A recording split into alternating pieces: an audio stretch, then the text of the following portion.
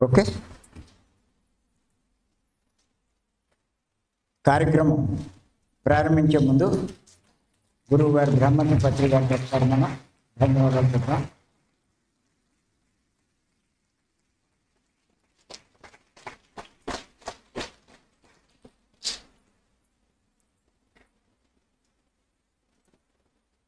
మనం నిన్నటి నుంచి కబీర్ సందేశాలు ఒక్కొక్కటి తెలుసుకుంటున్నాం. ఈరోజు ఇంకో సందేశం తెలుసుకుంటాం.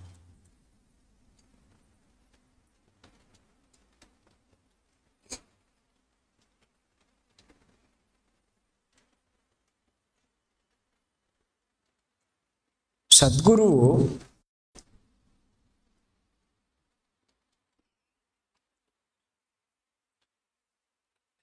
సత్యాసత్యాల భేదాన్ని చెప్పేవాడు. సద్గురువు సత్యాసత్యాల భేదాన్ని చెప్పేవాడు.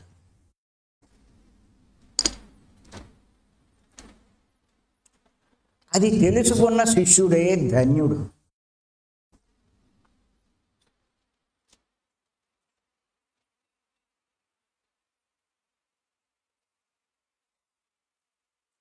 అతని భాగ్యమే భాగ్యం.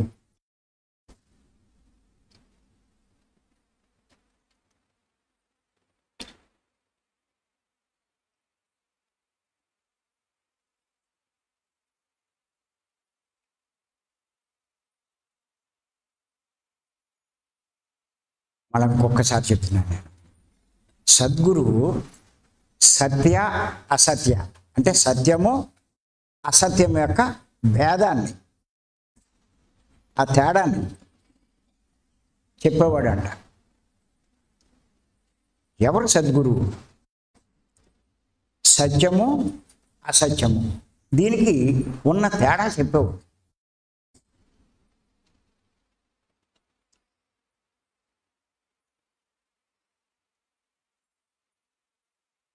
నిజంగా సద్గురువు చెప్పిన ఈ భేదాన్ని ఎవరైతే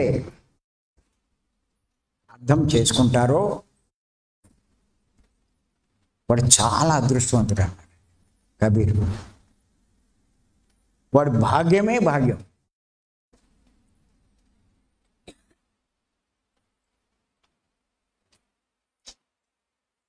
ఈ విషయాన్నే నేను చెప్తున్నాను, అమ్మ చెప్తున్నాను.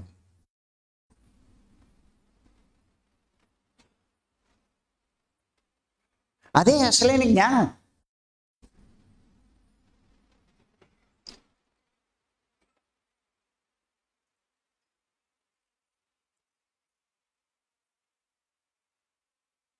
ఇక్కడ సత్యం అంటే ఏంటి, ముందు అసత్యం అంటే ఏంటి తెలుసుకున్నాం. ఎన్నిసార్లు తెలుసుకున్నా తెలుసుకోవాలి.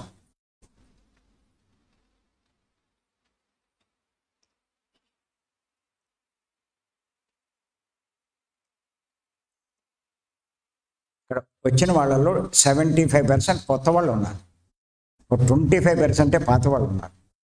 చేత కొన్ని కొత్త వాళ్ళకి కొన్ని రిపీట్ చేయవలసి వస్తుంది, తప్పదు వాళ్ళకి అర్థం అవ్వాలంటే. ఊరికే మనం చెప్పుకెళ్ళిపోతే అర్థం కాదు. రాసుకోండి. సత్యము అంటే ఇది ఎప్పుడూ మర్చిపోకండి, ఎప్పుడు మననం చేసుకుంటూ ఉండాలి. సత్యము అంటే నిత్యమైనది.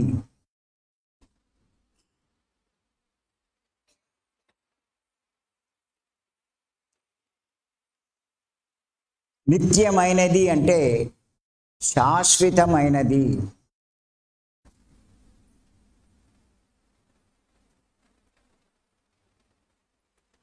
శాశ్వతమైనది అంటే ఎల్లప్పుడూ ఉండేది.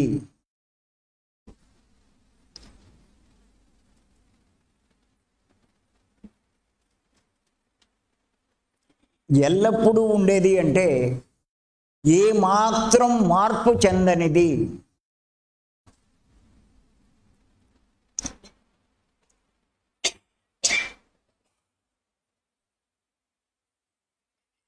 మార్పు చెందనిది అంటే కాలము మారిన, యుగాలు మారిన, మారనిదే మార్పు చెందనిది.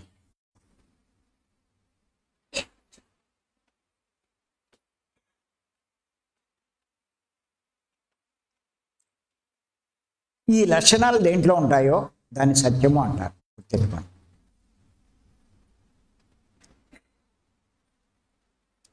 ఇందులో ఏ ఒక్క లక్షణం లేకపోయినా అది అసత్యమే.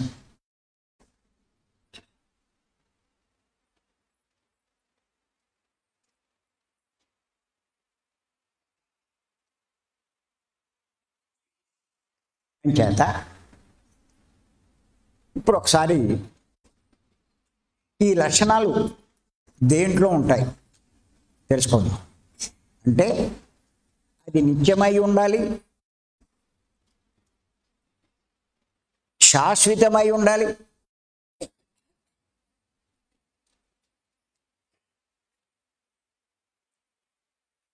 ఎల్లప్పుడూ ఉండాలి, మార్పు చెందకుండా ఉండాలి,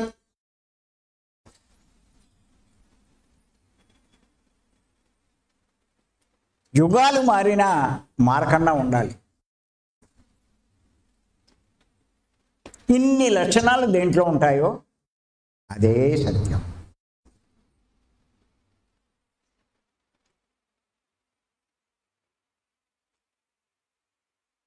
ఒక రకంగా మీరు ఇలా ప్రపంచాన్ని చూస్తే మీ కంటికి కనిపించేది దేంట్లో కూడా ఈ లక్షణం ఉండదు. ఈ లక్షణాలు మీ కంటికి ఏది కనిపించినా దాంట్లో ఈ లక్షణాలు ఉండవు.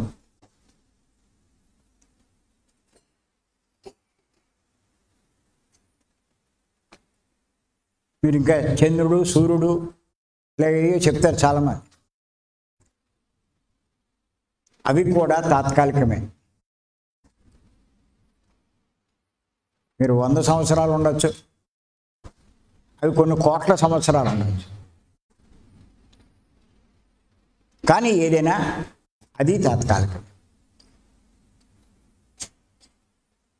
మరి ఏది అంటే ఈ సృష్టిలో ఈ లక్షణాలు కలిగింది ఒక్కటే ఒక్కటి,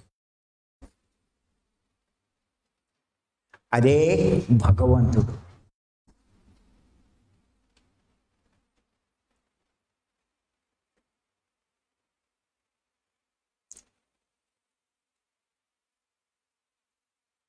దాన్నే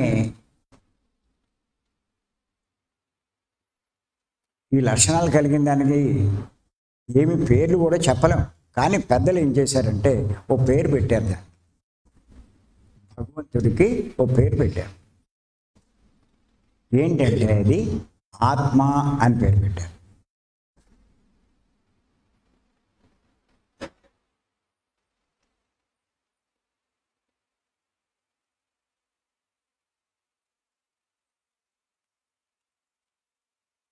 ఈ ఆత్మనే పరబ్రహ్మ అని కూడా అంటారు.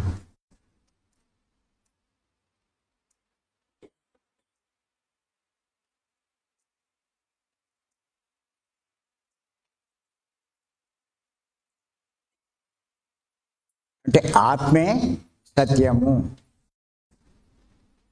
పరబ్రహ్మే సత్యము.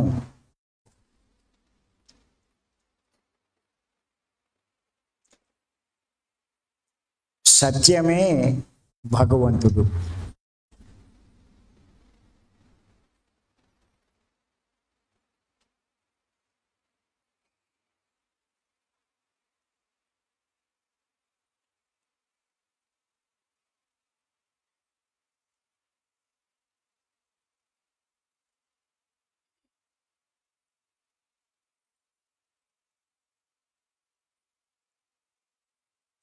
ఈ సృష్టిలో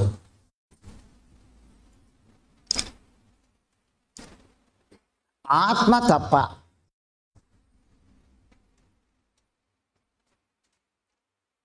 అంటే భగవంతుడు తప్ప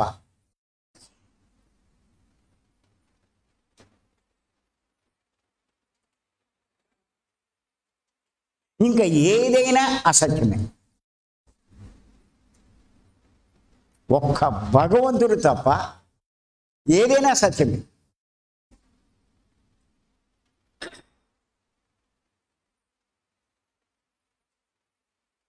ఆఖరికి మీరనుకునే విగ్రహం కూడా అసత్యమే.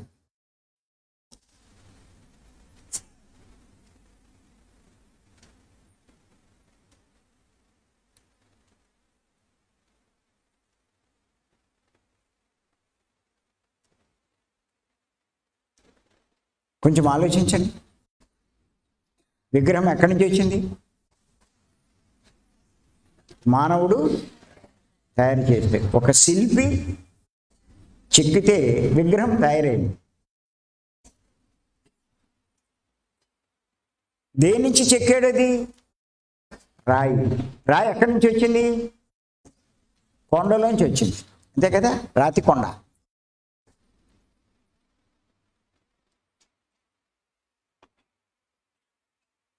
ఆ రాతి కొండలోంచి ఒక రాయిని తీసుకొచ్చి శిల్పి ఏం చేస్తాడు? దాన్ని చెక్కులు కింద చెక్కేస్తాడు. అవసరం లేని చెక్కులన్నీ తీసేస్తాడు. చివరికి ఎలా తయారు చేస్తాడు? ఒక అందమైన రూపం కింద తయారు చేస్తాడు. దాన్ని మెరుగులు దిద్ది పాలిష్ పెట్టి చూడడానికి చాలా ఆకర్షణగా ఉండేటట్టు పెడతాడు. అంటే ఇప్పుడు అంతకుముందు రాయి, ఇప్పుడు ఏమైంది? అందమైన ఒక బొమ్మ కింద తయారైంది. అంటే మారిందంటారా, మారలేదంటారా? మార్పు చెందినట్ట, మార్పు చెందలేదా? మరి మార్పు చెందేది సత్యమా, భగవంతుడా? భగవంతుని లక్షణాలు ఉన్నాయా? లేవే.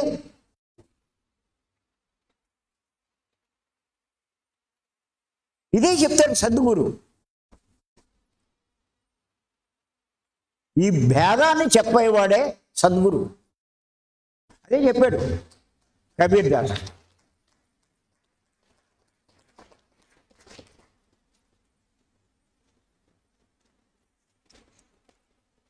ఇక్కడే వెంకటేశ్వర మందిరం ఉంది ఇక్కడ. అది నేను కట్టించింది. అది కట్టించిన తర్వాత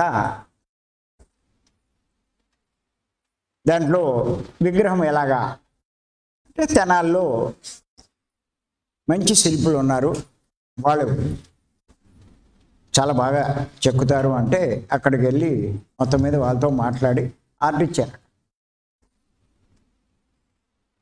ఓ 2-3 మాసాలు 4 మాసాలు పట్టింది. ప్రతి నెల వెళ్ళి చూసేవాడిని. అది ఎంతవరకు వచ్చింది? ముందు రాయి తీసుకొచ్చారు కొండలో, దాన్ని మెల్లిమెల్లిగా చెక్కడం, ఆ చెక్కులు ఊడదీయడం ఇవన్నీ నేను చూశాను. మొదట్లో అంత అనిపించలేదు. దాని మీద ఎక్కి ఆ చెక్కులు ఎడగొడుతూ ఉంటే ఆ రాయి మీద ఎక్కి ఎక్కలేదా? అందులో ఎంత పెద్దది చెప్పండి. అది అంత పెద్ద విగ్రహం తయారవ్వాలంటే అది పైకి ఎక్కాలి కదా. ఎక్కేసారు, కాలుతో తొక్కేస్తున్నాడు. చెక్కుతూ ఉంటే నాకు అంత అనిపించలే. ఓ 2 నెల 3 నెలలు వేసేటి కొంచెం ఆకారం వచ్చింది. వెంకటేశ్వర స్వామి ఆకారం వచ్చింది. అయినా తొక్కేస్తున్నారు వాళ్ళు. ఉన్ని చస్తదియా, దేవుణ్ణి తొక్కేస్తారేంటి? నేను అంతకుముందు అనుకోలేదు. అది రాయి అనుకున్నాను, కానీ ఆకారం తయారు చేసేసరికి అది వెంకటేశ్వర ఆకారం తయారు చేశారు. అది తొక్కుతుంటే నాకు లోపల అనిపించింది, ఉన్ని ఎంత దోషం ఇది, ఎంత పాపం చేస్తున్నారు వీళ్ళు. ఏంటి వెంకటేశ్వరం తొక్కేస్తారు వీళ్ళు?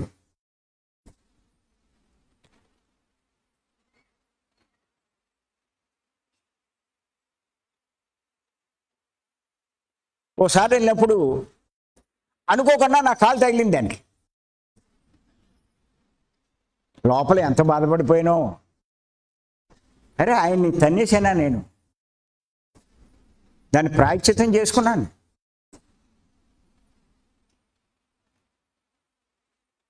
ఆయన నామాన్ని 10,000 సార్లు మనం స్మరిస్తే దాని దోషం పోతుందని కొని నాకు నేను ప్రాయశ్చిత్తం చేసుకున్నా. అంత భక్తుని మరి.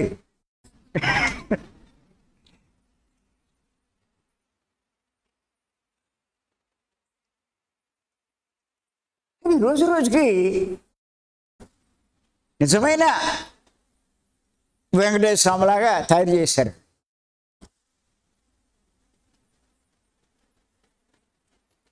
అక్కర్లో అడిగాను, వాళ్ళనే అడిగాను, ఏం బాబు దేవుణ్ణి ఎలా తొక్కేస్తున్నారు మీరు, మీ పాపం కాదా అన్న. అప్పుడు వెళ్ళా ఏమని చెప్పారంటే, ఎంత విగ్రహం తయారైనా ఆఖరిలో కళ్ళు పెట్టేదాకా ఆయన వెంకటేశ్వరం కాడు, కళ్ళు పెట్టాక అప్పుడు ఆయన వెంకటేశ్వర స్వామి కింద లెక్క వస్తాడు, అప్పుడు మేము పవిత్రంగానే చూస్తాం అన్నాడు.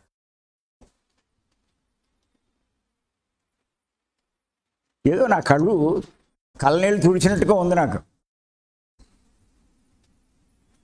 అప్పటిదాకా తొక్కేసి ఇంకా కళ్ళు పెట్టాక ఇంకా పవిత్రంగా ఉంచుతారంట. అలా సర్దారు. ఓహో అనుకున్నా, నాకేం తెలుసు.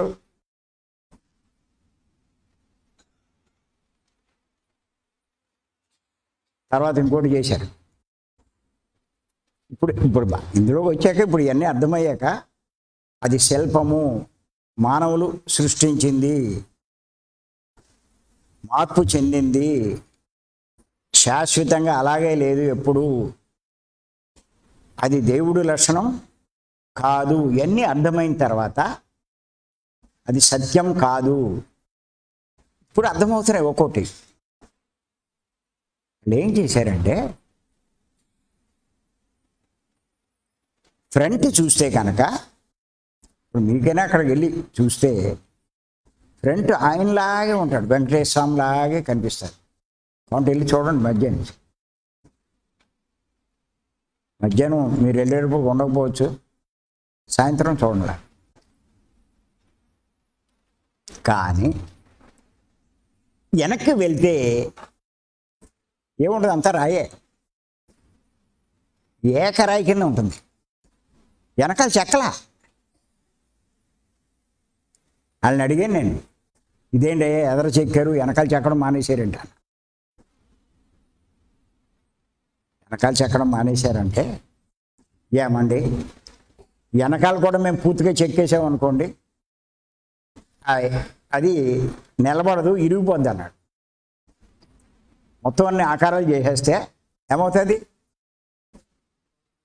ఈ చేతుల దగ్గర బెజ్జాలు వస్తాయి, కాళ్ళ దగ్గర బెజ్జాలు వచ్చేస్తాయి, వెనకాల నడుము తగ్గిపోతుంది, అంత బరువు ఉన్నది ఇరిగిపోతుంది.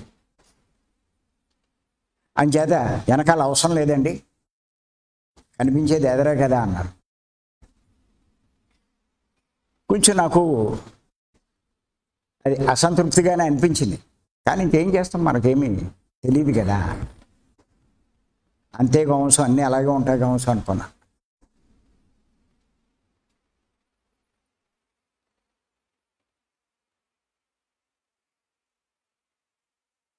అంచేత మీరు కొంచెం, అంటే మేము అది కట్టించింది మనమే కాబట్టి కొంచెం మనకు లోపలికి వెళ్ళే, గర్భగుడిలోకి వెళ్ళే, గర్భగుడి అంటారు, గర్భ మందిరంలోకి వెళ్ళే మాకు కొంత స్వేచ్ఛ ఉంటుంది కదా. వెళ్తే ఆ వెనకాలది నాకు ఇప్పటికీ కాంప్రమైజ్ అవ్వను. ఏంటి వెనకాల అలా ఉంది, ఒకసారి మీరు వెనక తిరిగి చూడండి, మీ వెనకాల ఎలా ఉంటుందో. ఫ్లాట్గా ఉంటుందా, కొంచెం ఆకారం ఉంటుందంటారా? ఆకారం ఉంటుంది కదా, ఫ్లాట్గా ఏమి ఉండదు కదా. మరి అక్కడ ఫ్లాట్గా లేదు, ఫ్లాట్గానే ఉంది అక్కడ. ఈ డౌట్లు ఉన్నాయి నాకు.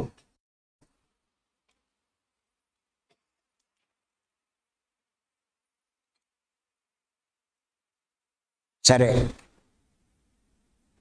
ఇక్కడికి వచ్చాక చాలా అడౌట్ చేశారు. దాన్ని ఏదో 10 రోజులు 15 రోజులు నవధాన్యాలు వేసి దాన్ని నానబెట్టి దాన్ని ఏదో శుద్ధి చేసి ఎన్నో చేశారు.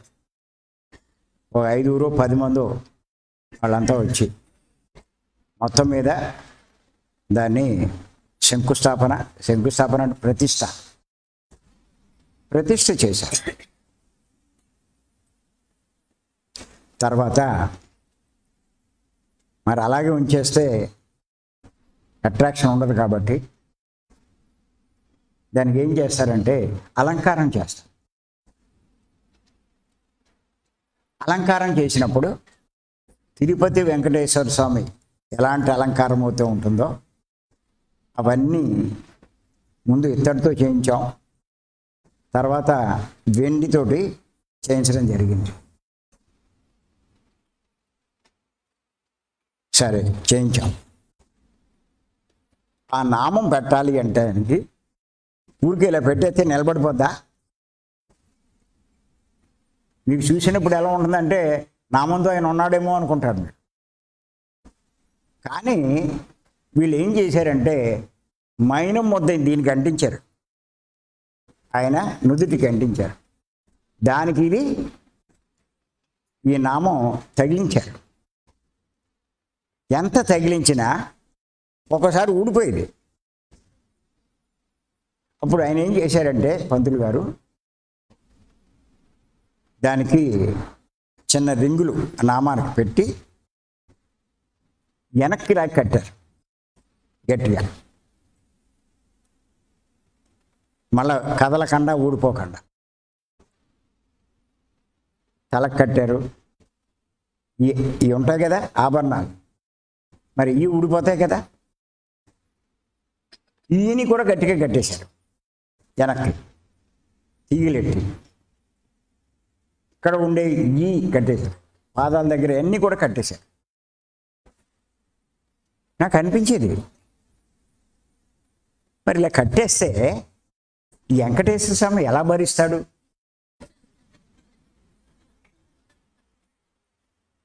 మీరే ఈ వేసవకాలంలో ఈ బట్టలు వేసుకోవడానికే చచ్చిపోతున్నారు. రాత్రి అయ్యేసరికి ఏంటి నైటీలా ఏమంటారు అట్లా అవి వేసుకోకపోతే పని చేయలేరు మీరు. మగవాళ్ళు అయితే లుంగీలు పైజామాలు ఒకసారి అవి కూడా ఇప్పేస్తారు. మరి మీరే భరించలేకపోతున్నారే ఆ ఒక్కనే, ఆయన అలా భరిస్తాడు. ఇంత అలా బిగించేసి కట్టేస్తాయి. ఓన్లీ మనం ఏమైనా కట్టుకున్నా కాసేపు ఇప్పేస్తాం. ఆయనకి ఇప్పరే ఎలాగా నాకు డౌట్. లోపల ఉండేవి మళ్ళీ అపచారం అని నేనే లెంపలు వేసుకున్నాను. పత్రిక పరిచయం దాకా అంతే.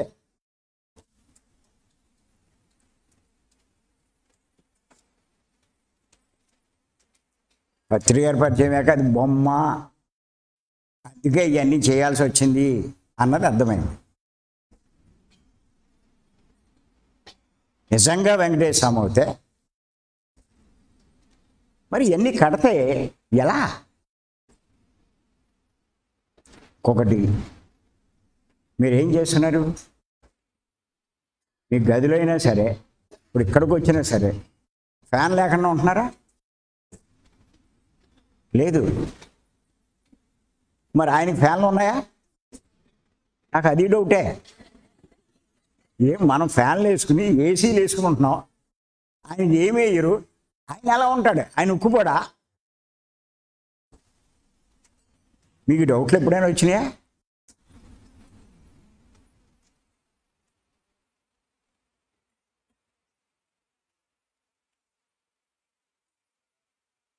ఇలా నాకు ఎన్నో డౌట్లు వచ్చేవి. కానీ అపచారం, అలా అనుకోవడమే తప్పు. అంత సెంటిమెంట్ ఉండేది నాకు, కానీ డౌట్లు వస్తూ ఉండేవి.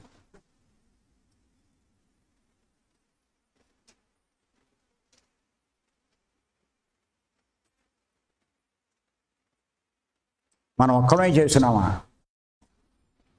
ఎన్నో కోట్ల మంది చేస్తున్నారు.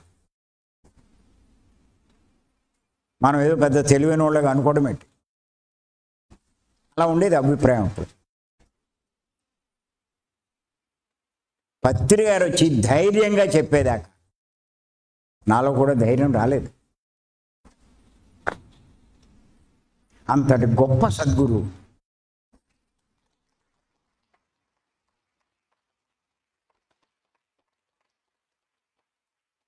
సత్యమేంటో అసత్యమేంటో ఆ తేడా చెప్పినప్పుడే అర్థమైంది. అదే చెప్తున్నాడు కబీర్ దాస్ కూడా. సద్గురువు సత్య అసత్యాల భేదాన్ని వివరించి చెప్పగలడు. అలా చెప్పాడు పత్రిక. అప్పుడు భయం పోయింది నాలో. అప్పటిదాకా భయపడే ఉంది.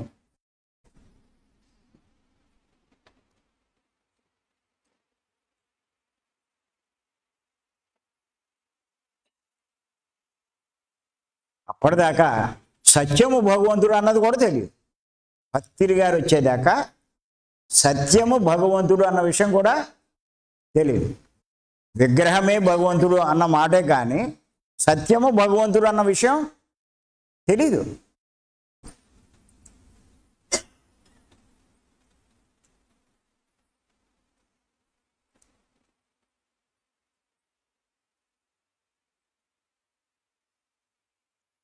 ఆయన 18 ఆదర్శ సూత్రాల్లో, మీకు తెలుసు కదా, పిరమిడ్ మాస్టర్ల 18 ఆదర్శ సూత్రాలు. ఎవరైతే ధ్యాన మార్గంలోకి వస్తారో వాళ్ళకి అవి చాలా ప్రామాణికం. తప్పనిసరిగా ఈ 18 ఆచరించిన వాడే పిరమిడ్ మాస్టర్. గుర్తెట్టుకో. చాలామంది ధ్యానం చేసేవాడు పిరమిడ్ మాస్టర్ అనుకుంటారు. ధ్యానం చేసేవాడు అలా పిరమిడ్కి మాస్టర్ కాదు. 18 ఆదర్శ సూత్రాలు తూచా తప్పకుండా పాటించేవాడే పిరమిడ్ మాస్టర్.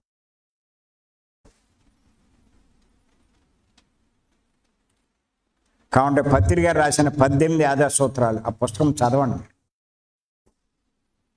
నేను పత్రి గారి పుస్తకాలు 50 పుస్తకాలు కలిపి 7 పుస్తకాలు సెటికింగ్ చేశాను. ఆ 7 పుస్తకాలు 1000 రూపాయలు. ఇందులో కొత్త చాలామంది ఉన్నారు కాబట్టి చెప్తున్నాను. ఆ పుస్తకాలు ఖచ్చితంగా చదవాలి. ఇందులో వచ్చిన వాళ్ళు మీరు చదవకపోతే వేస్ట్. మీరు ఇందులోకి రావు. చాలామంది చాలా కక్కుతి పడతారు పుస్తకాలు కొనడానికి. పత్రి గారు స్థాపించిన ఈ సొసైటీ, పత్రి గారు చెప్పినటువంటి జ్ఞానం, పత్రి గారు ఇచ్చినటువంటి జ్ఞానం పొందాలనుకున్నవాడు ఖచ్చితంగా 18 ఆదర్శ సూత్రాలు పాటించాలి. మరి ఇన్ని సంవత్సరాలు అయింది, ఇప్పటికైనా మీరు పాటిస్తున్నారా? ఆలోచించండి. ఎందుకు ఇంకా పాటించకపోతే? ఏదో చేసేసామండి, ధ్యానం చేసేసామండి అంట. మేము పొద్దునే చేసేస్తున్నామండి, సాయంత్రం చేసేస్తున్నాం. ఆయన చెప్పిన శ్వాస మీద ధ్యాస అవుతే వీళ్ళు గైడింగ్ అంటూ మాట మీద ధ్యాస పెడతారు, లేకపోతే మ్యూజిక్ మీద ధ్యాస పెడతారు. ఆయన చెప్పింది ఒకటి, వీళ్ళు చేసేది ఒకటి. ఇంక వీళ్ళేం పిరమిడ్ మాస్టర్లు.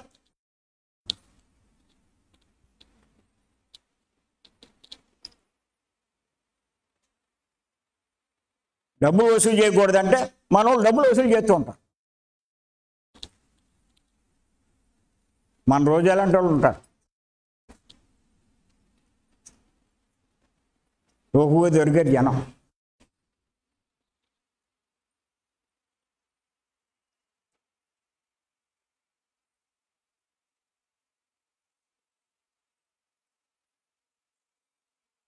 అందులో 14వ సూత్రం, విగ్రహారాధన వద్దు, సత్యారాధన చెయ్యాలి అని.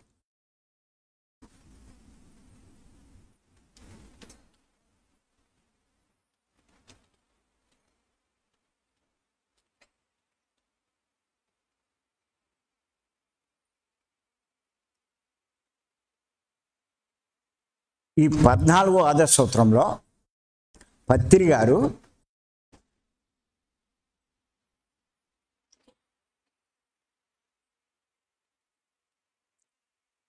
విగ్రహారాధన వద్దు అన్నారు, కానీ ఆరాధనలు వద్దు అల్లా, పూజలు వద్దు అని అల్లా. విగ్రహారాధన వద్దు, గుర్తుపెట్టుకోండి. చాలామందికి ఇది అర్థం కాక ఈయనేంటి పూజలు వద్దు అంటున్నాడు అంటారు. వీళ్ళంతా పెద్ద తెలివైన వాళ్ళే, వీళ్ళకి అర్థమైనట్టు. ఆరాధన వద్దనైనా అల్లా. ఇంకేమన్నాడు? విగ్రహారాధన వద్దు, సత్యారాధన చెయ్యాలి అన్నాడు.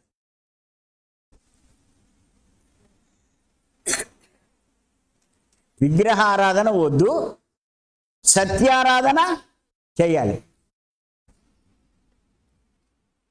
అంటే సత్యాన్ని ఆరాధించు,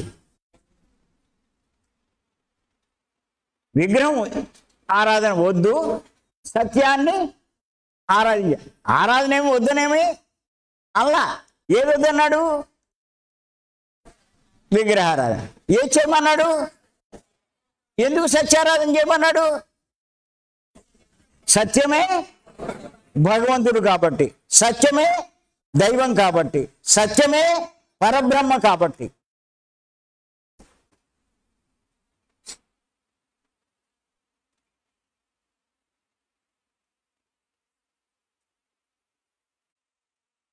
అర్థమైందండి?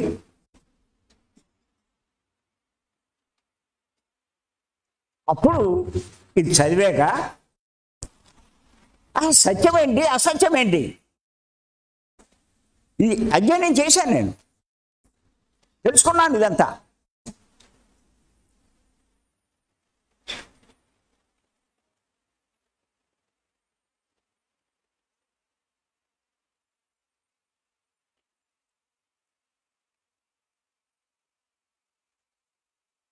అప్పుడు అర్థమైందంతా. మొదట్లో నేను భయపడ్డాను, పత్రిక గారు ఆ మాట అనగానే. అది ఒక్కటి తప్పించి 17 సూత్రాలు పెట్టుంటే బాగుండు అనుకున్నా. విచిత్రం ఏంటంటే, నేను అనుకునే కొద్దీ ఏ పుస్తకంలో చూసినా అయ్యే వచ్చాయి.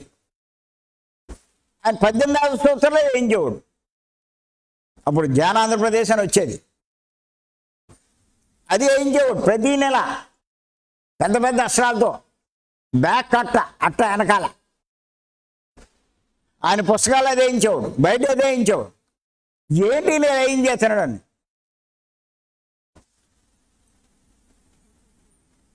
ఎందుకంటే ఇది చెప్తుంటే చాలామంది జ్ఞానంలోకి రావట్లా. ఏంటి నేను ఇలా చెప్తున్నారని చాలామంది భయపడి పారిపోయారు.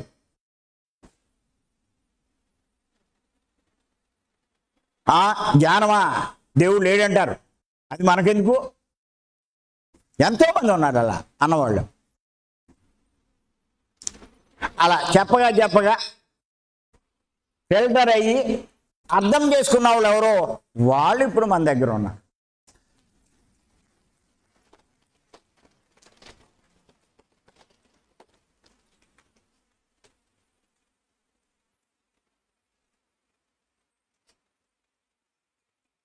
స్పష్టంగా తెలిసింది. అసత్యాన్ని అంటే విగ్రహాన్ని పట్టుకున్నంతకాలం నాలో ఏ మార్పు లేదు. ఎన్నో తప్పులు చేసేవాడిని, ఎన్నో పాపాలు చేసేవాడిని. నేను వ్యాపారం చేసేవాడిని, నూటప్పుడు ఎప్పుడూ నిజం వచ్చేది కాదు. మాది రైస్ మిల్ వ్యాపారం.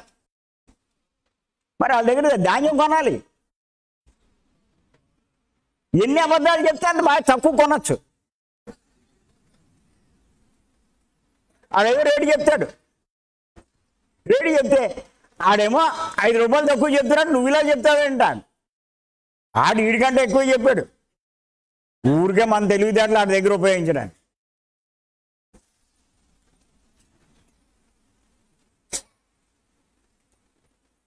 అలాగే గవర్నమెంట్ రూల్స్ ఓ రకంగా ఉండేవి. ఆ రూల్స్ ఫాలో అవుతే అక్కడ వ్యాపారం చేయలేం.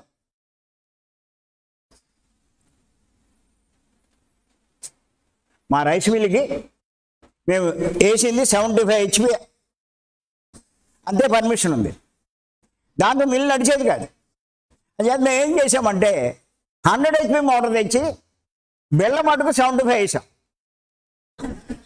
ఎన్ని మైలు చేసావు నువ్వు?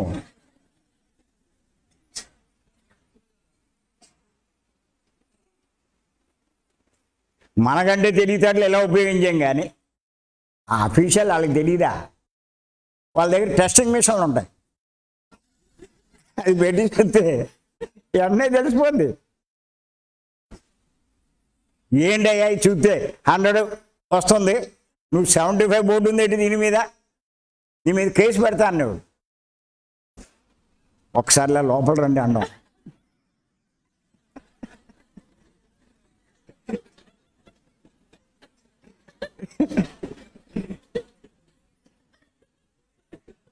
సార్ ఇవన్నీ ఎవరికి తెలియవు, ఇగో ఈ కట్ట ఒకటి లోపల పెట్టుకోవచ్చు.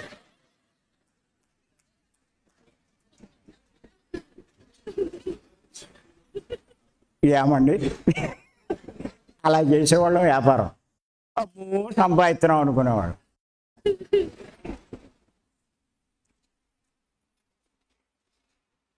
అలా చేశాను, చాలా కాలం చేశాను. డబ్బులు కూడా బాగానే వచ్చాయి.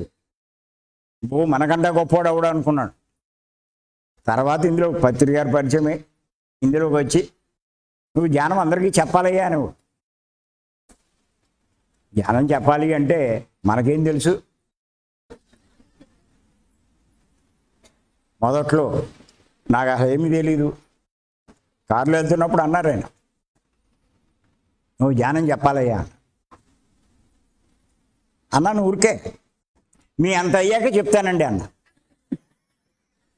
ఆయన అంత అయ్యాక నేను చెప్తానంట. ఈ జన్మకు అవుతామా?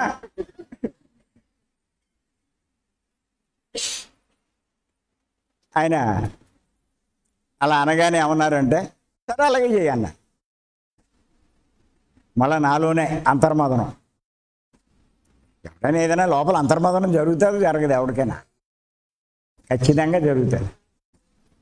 అంతటి మహానుభావుడు నువ్వు ఆ పని చేయని చెప్తే నేనేంటి వంకలు చెప్తున్నాను? మనకు అనవసరం, ఆయన చెప్పాడు మనం చేయాలి.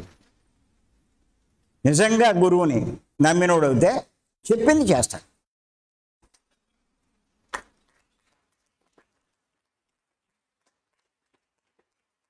మళ్ళా నా మాట సర్దుకున్నాను. సరే సార్ మీరు చెప్పినట్టే చేస్తా. ఏం మాట్లాడలేదు ఆయన కూడా. అప్పుడే ఆ మాట అన్నాను, మళ్ళా అంతర్మదనంతో మళ్ళా వెంటనే సరి చేసుకున్నాను. సరే చేస్తానని చెప్పాను కదా ఆయనకి, మరి చెయ్యాలిగా. సరే అన్ని ఊళ్ళు తిరుగుతూ భలే నీతులు, ధర్మాలు, సత్యాలు ఇవన్నీ బోధించేవాడిని. అధర్మంగా ఉండకూడదు, అధర్మంగా సంపాదించకూడదు, ఈ ధర్మము అధర్మం ఇవన్నీ చెప్పేవాడిని. చెప్పేసి ఇక్కడికి వచ్చాక మళ్ళీ కూర్చుంటే అంత అధర్మే.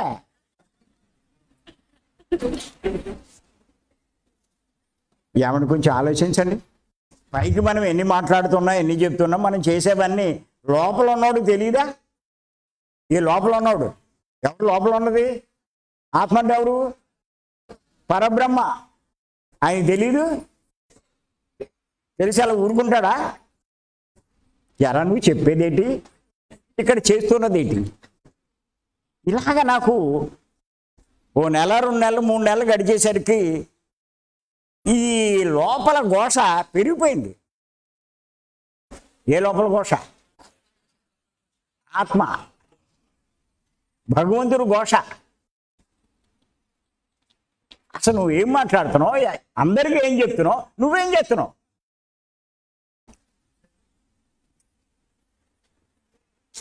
లోపల అన్నీ బయట పెడితే ఇలాగే ఉంటుందండి.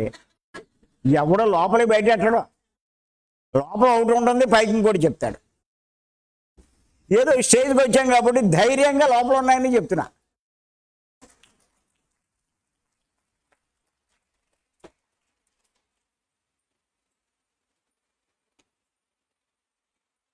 అప్పుడు అర్థమైంది. కొన్ని నెలలు చేశాక నాలోనే ఒక ప్రశ్న వచ్చింది. నేను ధనం సంపాదిస్తున్నానా, పాపం సంపాదిస్తున్నానా? ఆ ప్రశ్న నాలో నాకే కలిగింది. చూస్తే ఖచ్చితంగా నేను సంపాదించే ధనం కాదు, పాపము అని అర్థమైంది. మీరు కూడా కావాలంటే చూసుకోండి, మా రోజు బాగా చూసుకోవాలి.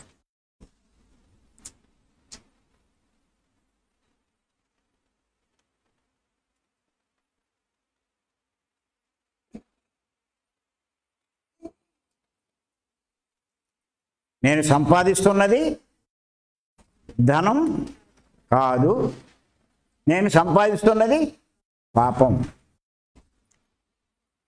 ప్రతి సంవత్సరం లెక్కలేసుకుని నా డబ్బు బాగా పెరిగింది, ఈ సంవత్సరం ఇన్ని లక్షలు పెరిగింది, ఇన్ని కోట్లు పెరిగింది అని సంబరపడేవాడిని.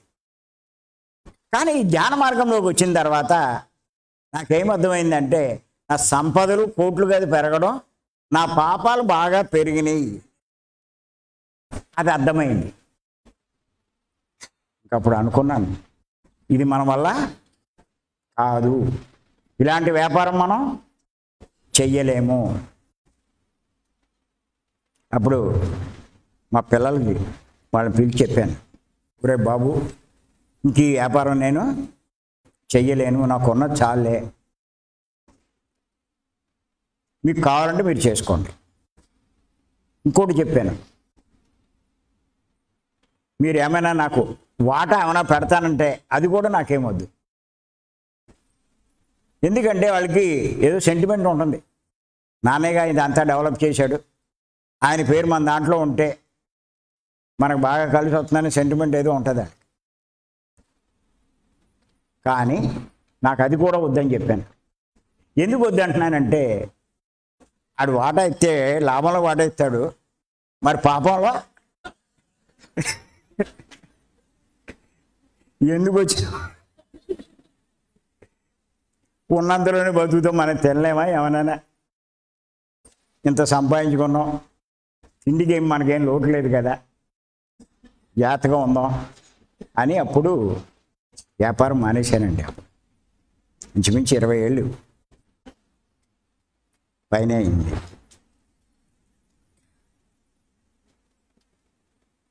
అప్పటి నుంచి ధన సంపాదన ఆపి జ్ఞాన సంపాదన మొదలెట్టాను.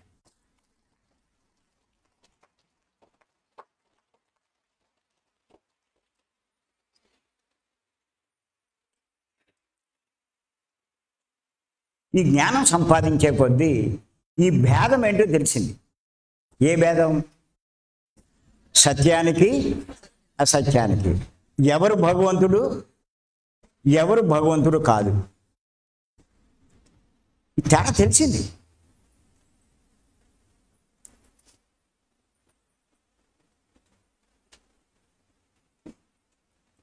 అప్పుడు సత్యాన్నే పట్టుకోవడం మొదలెట్టు. సత్యం అంటే ఆత్మ.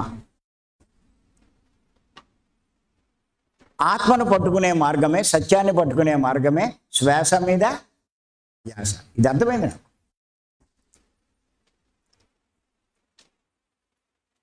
ఇంకప్పటి నుంచి అర్థమైంది, శ్వాస మీద ధ్యాస ఉంచితేనే సత్యమైన ఆ భగవంతుణ్ణి ఆశ్రయించగలరు.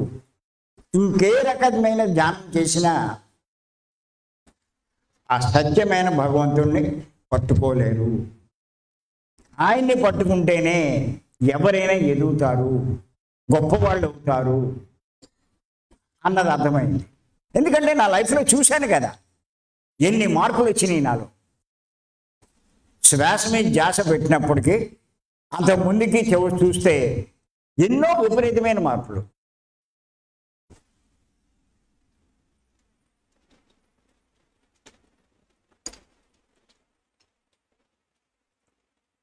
అయ్యే ఇప్పుడు మీ అందరికీ చెప్తున్నాను.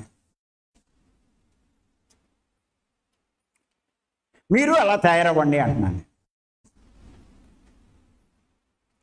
మీరు ఒకటే పెట్టుకోండి, అధర్మంగా సంపాదించినవాడు ఎవ్వడూ సుఖశాంతులతో జీవించలేరండి. నేను ఖచ్చితంగా చెప్తాను. తాత్కాలికంగా మీకు ఏదో డబ్బులు కనపడితే కనపచ్చు, వాళ్ళకి సుఖశాంతులు ఉండవు. ఆని బొట్లో వేసాం, ఈయన బొట్లో వేసాం, మన తెలివితేటలు ప్రదర్శించామనుకుంటాం.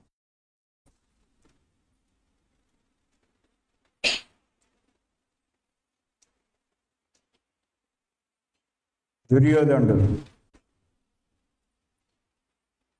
శకుని, దుశ్శాసనుడు, కర్ణుడు, దుష్ట చతుష్టయం తెలివితేటలన్నీ ఉపయోగించారు. సరే, మొత్తం మీద ధర్మరాజు వీక్నెస్ పట్టుకుని ఎందుకు మనం యుద్ధాలు చేయడం, చావడం ఇవన్నీ ఎందుకు, జూదంలో ఓడించేస్తే మొత్తం రాజ్యం అంతా మందైపోతుందని. అందులో ఎక్స్పర్ట్ ఎవరు జూదంలో? శకుని మామ, మీ అందరికీ తెలుసు. ఆయన పెట్టి మా తరఫున ఆయన ఆడతాడు, వీడు ఆడితే ఓడిపోతుడు. ఎవరు? దుర్యోధనుడు. అంచేత ఆయన తరఫున ఈయన పెట్టి ధర్మరాజుని ఓడించేశారు. ఆయన రాజ్యం అంతా ఓడించేశారు. ఈ పేక ఆడవాళ్ళకిను ఇటువంటి ఆడవాళ్ళకి ఏంటంటే కసి పెరుగుతూ ఉంటుంది. ఎప్పుడు పెరుగుతుందంటే పోయే కొద్దీ కసి పెరుగుతుంది. అప్పుడు అలా మొత్తం రాజ్యం అంతా పోయింది. ఆఖరికి రాజ్యం అంతా కాల్చాడు.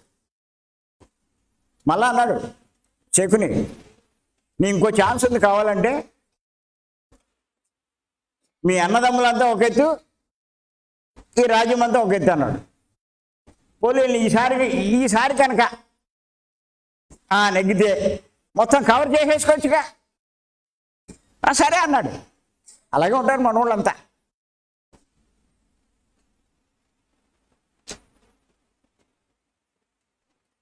ఈ ఎలక్షన్లో ఓడిపోతే డబ్బు పోయినాయి అనుకోండి, మళ్ళీ ఇంకేమైనా ఎలక్షన్ వస్తే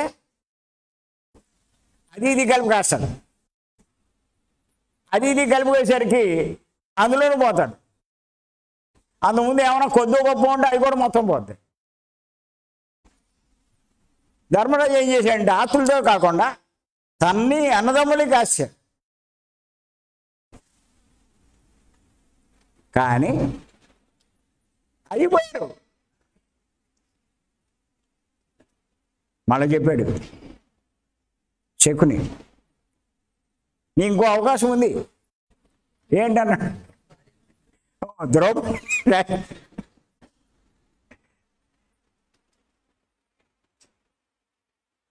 అంటే అవునే కాశాడు. అది ఓడిపోయాడు. అలా దుర్యోధను తన కక్ష తీర్చుకున్నాడు అధర్మ జోదంలో. సరే, వచ్చింది, ఆస్తి వచ్చింది, అన్నీ వచ్చినాయి. కానీ ఎంతకాలం ఉంది? అధర్మంగా వాడు సంపాదించడం వల్ల ఏమైంది? యుద్ధం వచ్చింది. యుద్ధంలో కౌరవులంతా నాశనమయ్యారు, వాళ్ళ రాజ్యం కూడా కోల్పోయారు. కానీ ధర్మంగా ఉన్న పాండవులకి వాళ్ళ రాజ్యం తిరిగి రాబట్టుకోవడమే కాదు, కౌరవుల రాజ్యం కూడా వాళ్ళకు సాధించగలిగారు. అందుకే అంటారు అంతిమ విజయం ధర్మాందే అంట. గుర్తెట్టుకోండి.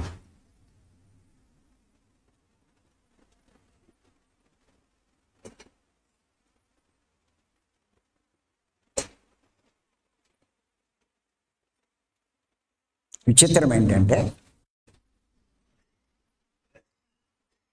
భీష్మ పితామహుడిని ఓడించే శక్తి ఎవరికీ లేదు. కౌరవులు కాదు, ఎవరికీ లేదు. పాండవులు కూడా లేదు. అలాంటి భీష్ముడు కూడా ఓడిపోవలసి వచ్చింది. ఎందుకు ఓడిపోయాడు? అధర్మాన్ని సపోర్ట్ చేయడం వల్ల, అధర్మం పక్షాన నిలబడ్డం వల్ల. గుర్తెట్టుకోండి, మీరు అధర్మంగా ప్రవర్తించడమే కాదు, అధర్మాన్ని ప్రోత్సహించిన, అధర్మాన్ని సపోర్ట్ చేసిన, అధర్మం పక్షాన ఉన్న మా వాళ్ళు అనుకుంటారు. దాని ఫలితం అనిపించాల్సి. గొప్ప దానకర్ణుడైన కర్ణుడు కూడా గొప్ప బిరుదు సంపాదించాడు. దానం అడిగితే కుడి చేతితో నూనె రాసుకుంటున్నాడు.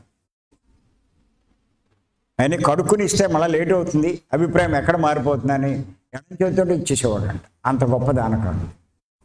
అటువంటి వాడు కూడా పరాజయం పాలయ్యాడు. కారణం ఏంటి అంటే అధర్మం పక్షాన నిలబడ్డాడు.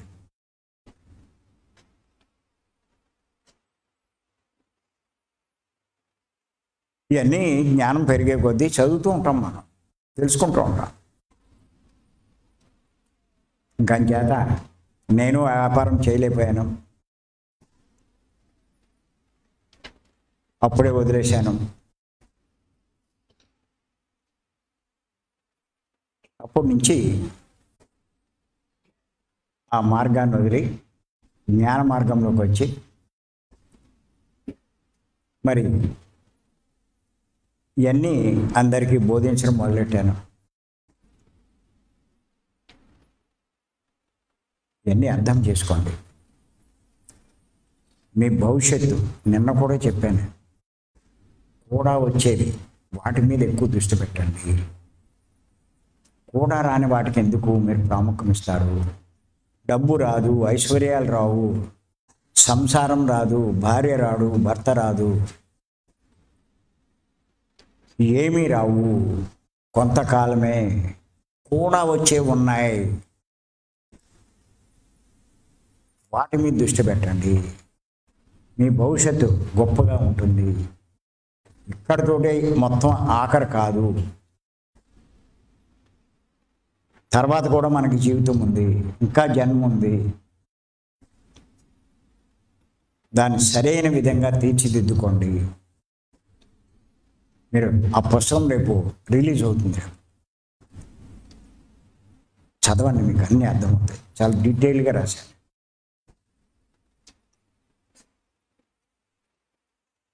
మరణించిన తర్వాత కూడా వచ్చేది. మీరు అది తెలియకపోతే, దాని మీద దృష్టి పెట్టకపోతే చాలా నష్టపోతారు. దాని మీద మీరు ఎంత దృష్టి పెట్టి ఆ కూడా వచ్చే వాటికి ఎంత ప్రాముఖ్యం ఇస్తారో మీరు అంత గొప్పవాళ్ళు అవుతారు.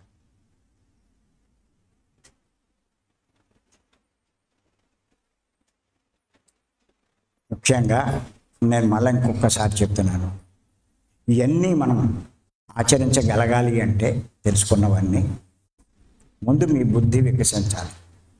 ఎప్పుడు చెప్పేది అది, మీ బుద్ధి వికసించాలి.